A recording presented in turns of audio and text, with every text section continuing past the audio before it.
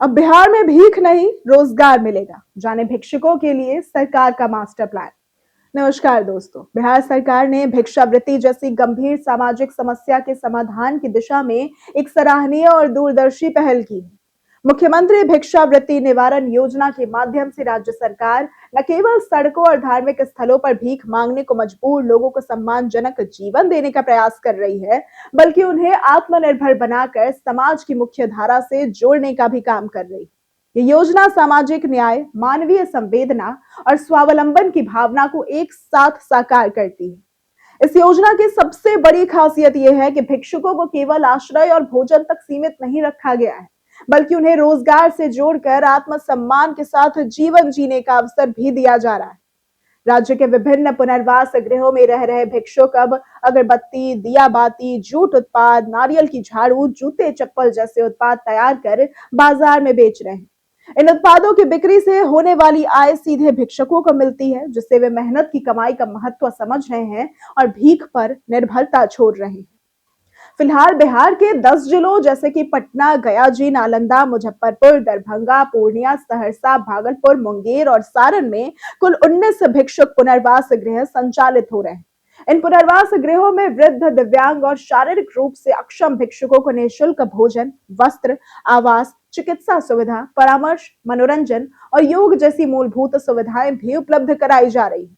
इसके साथ ही लंबे समय से बिछड़े भिक्षुकों को उनके परिवार से मिलाने के प्रयास भी किए जा रहे हैं, जिससे कई परिवार फिर से एकजुट हो सके।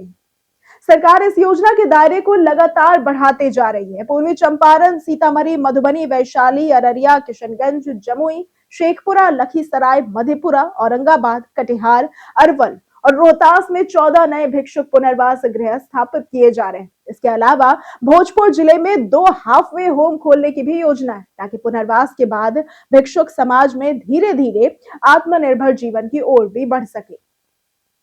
भिक्षुकों को आर्थिक रूप से सशक्त बनाने के लिए सरकार उन्हें स्वरोजगार हेतु 10,000 रुपए तक की एक मुश्त सहायता भी प्रदान कर रही। समाज कल्याण विभाग के अनुसार अब तक 544 भिक्षुकों को इस सहायता का लाभ दिया जा चुका है। इसके साथ ही आधार कार्ड, पैन कार्ड और बैंक खाता खुलवाने में भी सरकारी स्तर पर मदद की जाती है, जिससे भिक्षुक सरकारी योजनाओं से सीधे जुड़ सके।